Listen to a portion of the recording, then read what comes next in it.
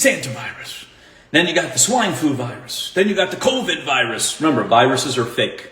Okay, number one, viruses are fake. Let me read you this. Suddenly, out of Atlanta came the CDC control plan for the national vaccination campaign against the swine flu in 1976. You remember that? The fact that there was not a single known case of this flu in the United States did not stop the medical monopoly from their scheme. 1976. So when the swine breeders began to inject their pigs and all of their animals began to perish.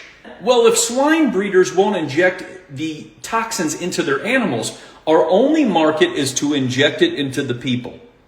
This is the government, right? This is the government right here. So the whole CDC and the vaccinations, everything else. Dr. Morris then went public with his statement, at no point was there a swine flu vaccine which was effective.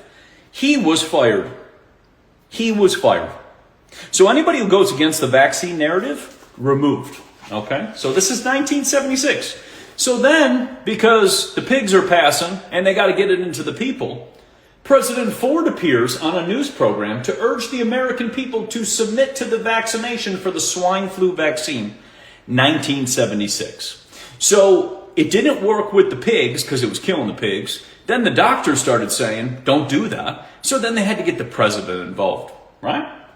Insurance agencies went public with their warning that they would not issue the drug firm any type of insurance because it can cause a lot of damages when they go to get it. Sounds a lot like 2020.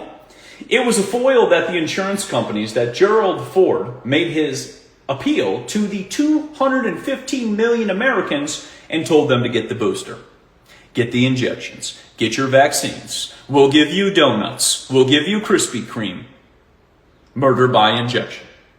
Within a few months, the claims totaling $1.3 billion filed by the victims of who suffered all of the damages and paralysis from the swine flu vaccine. Right there. Medical Monopoly decided to change the name to GBS instead.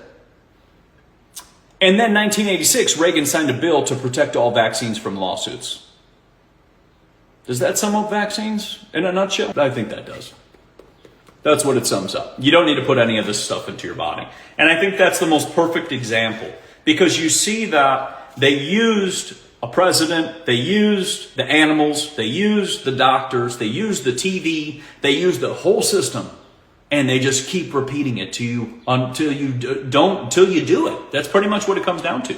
They keep telling you the same thing, the Santa virus and this and this and this, because they just want to vaccinate you. That's it. They just want to stick vaccines in you, and they want to poison you to keep their system going. That's it. That's all it comes down to. Any person who tells you to put any of this garbage into your body, you should go beat them up or put them in a cage and beat them up. You know, something like that, like UFC, something like that.